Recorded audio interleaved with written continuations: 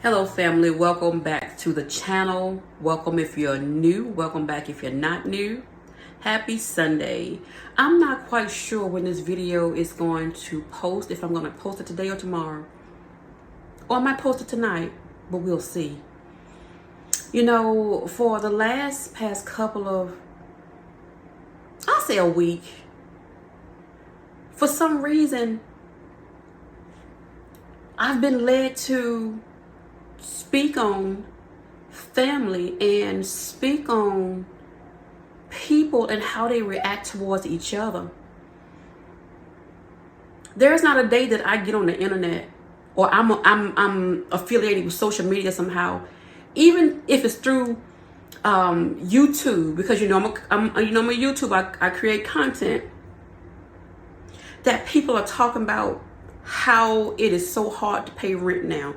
How it's hard to keep up with the bills, period. How jobs are not paying like they should, or the money isn't matching with the bills. The math ain't mathing and the bills ain't billing. That, right? All of that goes hand in hand. I don't choose to engage in woe it's me. Look, I get the realness. Don't get it twisted. I'm human just like the next person. But I refuse to allow social media or people to get it, to live in my head rent free and try to get me to believe what the world believes. I know who God is. That's my Father. My Father doesn't want to see me fail. He's not going to see me fail. He's not going to let me down. He's with me. The mindset is a very, very, very delicate place. And you have to keep it fed. You have to keep your heart right. And sometimes dealing with people, it could go left, but you have to stand strong. I encounter different people all the time. Rude people, mean people, miserable people. People that has no clue who they are, what they're about, why they're here, could care less. I mean, all kinds of people. You know, lately I've been doing, for the past couple of weeks, I have really been delving into a lot of gig work, right? And let me tell you how God operates. Sometimes when we go through life, we have to listen. Hearing and listening are two different things.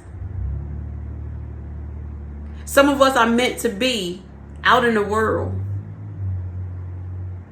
around people. When I'm doing gig work, I go in, I shop for orders. I pick up orders. I deliver orders. And let me tell you, the last couple of days, I know it was nobody but God. Because I have been like on top of the world with my heart. I've been in this space where I'm meeting people. I'm talking to people. When I said people, not everybody. It's just a few. And for me, that means everybody. Because I'm used to being around people that has no time for anybody. They don't know what it is to smile. They don't know what it is to laugh, right? Can you imagine how that makes kids feel to see people's face not with smiles? They go to school. They come back home. They're out in the world. Nobody is smiling and nobody is laughing. So the other day I was in Walmart and I was packing my order in my cart. And I was pushing my basket out in the aisle and another man was, I was going this way and he was coming this way. Apparently he needed to come my way. And so when he realized he was turning in wrong, he was going the wrong way, he turned into me. And we both laughed at the same time. What was we laughing at? We don't know, but we laughed. So this was a white man, and it doesn't matter if he was white, Chinese, Puerto Rican, or Haitian. The fact of the matter is that we both laughed, and it felt so good to my soul. And from the energy I got from him, it felt good to his soul as well. So he did me like this. He said, "It's nice to see you smile. Listen at God. Look at God. Don't tell me God don't show up." You can't tell me that. I'm telling you, he will. After we got through that little meeting of the minds, I go to the register to get in the self-checkout. We met there again at the same time. We looked at each other and we laughed again. He reached in his pocket and he gave me 2 pieces of butterscotch candy. He said, "This is for your smile." He said, "Because people don't do that anymore." He said, "I've been there." And I was like, oh my God, this man but not make me cry in the store, because, you know, my emotions, when they get to a certain place, they take over and I can't hold back. And so after I packed my stuff and I left the store, I couldn't get that out of my mind. I couldn't get it out of my spirit. That was nobody but God.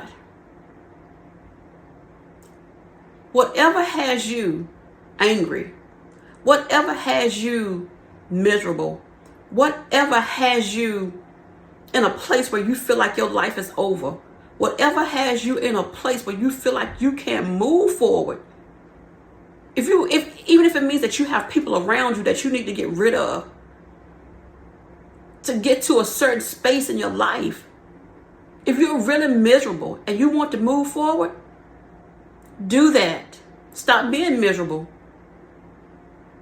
Stop being miserable and stop allowing people to make you miserable, because that will happen. That can happen if you don't watch it. And sometimes people allow people in their space for so long. They have allowed people to make them miserable for years. I'm not allowing anyone to do that to me. At my good old age, at the age God allowed me to get to, I'm going to let you make me miserable? No. Fix whatever it is that you need to fix. Go to God and ask him to help you fix it. So fix it, Jesus. Just as simple as that. Just as simple as that. You want to know what the hardest thing was for me when my daughter was born? My son and I, we kind of grew up together because I had my son young, so he's very well aware. But with the girl, you know, we women, we're sensitive. We operate on a different kind of level. The hardest thing for me, as far as her, was her knowing that in life, people are not going to like you. They will dislike you for no reason. That was going to be hard for me. She's 26 today, and she has lived it and she see it. Yeah, it's still difficult, but we manage. Stop being miserable. Let's get on this happy train. No, every day is not going to be perfect, but don't spend every day of your life being miserable or being unhappy. Fix it. Show God that you want to change. Show God that you want to be different, that you want to be better.